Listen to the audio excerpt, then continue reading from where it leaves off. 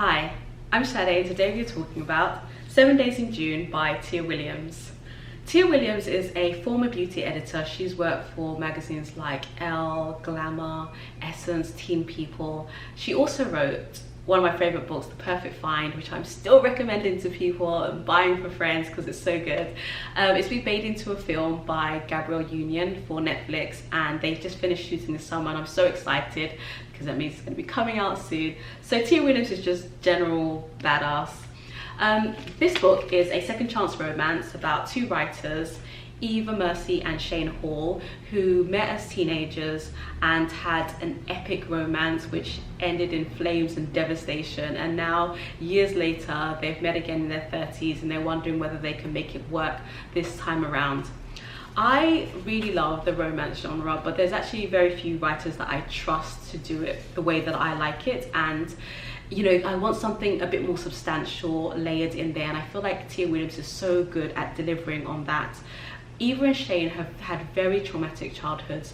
They've grown up like on the cliff edge of life where just the slightest breeze could push you off, and the fact that they've managed to keep their feet on the ground and pull it back is just a miracle. It reminds me of a documentary I saw a couple of weeks ago about Mary J. Blige's life, and she talks about growing up in the projects and how difficult and dangerous it was, and just how often she felt like she wasn't going to make it, that you know the people who lived there were either predator or prey, and especially for young girls life was so hard.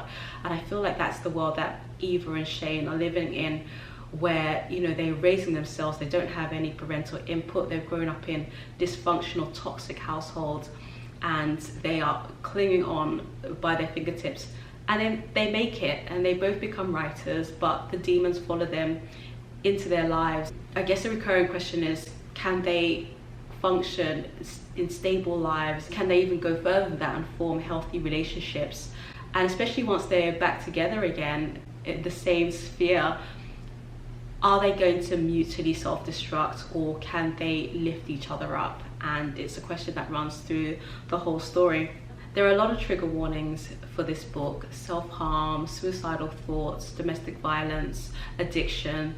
I think these two characters are really trying not only to survive but to thrive and pushing forward. But it's just something important to note. I like that it's set in this very black, bougie, well-to-do New York. I like seeing black people doing well. I really love the dialogue in this book. It's very fast-paced, it's clever. They cover and debate a lot of different topics like gender inequality and race, art versus commerce, culture. It reminds me of Chimamanda Ngozi Adichie's book Americana and the kind of ground that it covers there.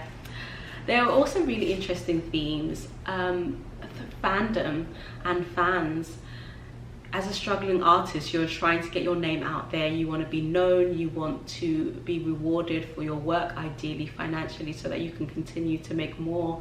But as a successful artist, you have a whole new set of issues, one of them being the people who love and support you and the expectations of you, and how that maybe makes you feel limited, and how much can you continue to explore, how able do you feel to fail, because you can't try things without the possibility of failure, otherwise you're paralyzed. So that is an interesting relationship between an artist and their fans. Also, adults and young people. Eva is a single mother raising a very hyper-verbal, hyper-articulate, hyper-aware teen girl who's a great character, and just how, you know, we try to help young people become their best selves, but what stories of our lives should we share with them? How much should we edit? Should we, you know, just be completely authentic and put it all out there on all our mistakes, and you know, allow them to choose to either make the same mistakes or learn from them and avoid them? So it's quite interesting, just adults and young people and that relationship and handing the baton over to the next generation. There's also chronic disease. Eva suffers from a disability that makes her life quite complicated at times, and how she handles that and is still manages to pursue the things that she wants to achieve.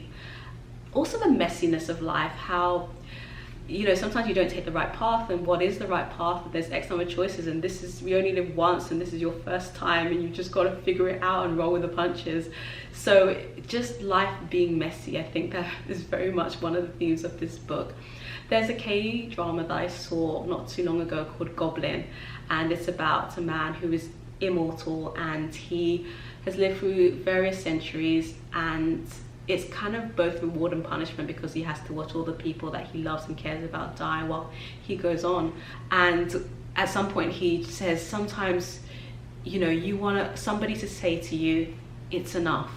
That all the things that you look back on and you regret and you feel terrible about, and that you're trying to pay restitution for, and you're torturing yourself over, and you want someone to say at some point that you've self-flagellated yourself enough. It's enough. You can stop here. You can put down this burden that you've been carrying, and you can carry on and live a new life now. And I feel like for Eva and Shane, this is so true, that there's so many things that they're carrying with them from their childhoods and their teen years, and they need somebody to say it's enough. Forgive yourself, forgive the other person, and go on and live a better life. It's such a emotionally affecting book. It's really so good. I can't say it enough. You have to go and read it. It's also very much a romance. It ends well. I don't think it's a spoiler to say it ends well. Romances should. If they don't end well, they're not romances. Romeo and Juliet, not a romance. If people die at the end, it's not a romance. Queen and Slim, not a romance. Don't want to spoil it for you, but it doesn't end well. It's not a romance if everything falls apart at the end. These things are not romances. It's a tragedy with romantic elements. Tia Williams read the assignment, she completed it, she did it well, and it's an awesome book. So yeah, 7 Days in June. If you want something beautiful and sparkling, multi-layered and rich, and that will really kind of move you emotionally, it's an excellent book.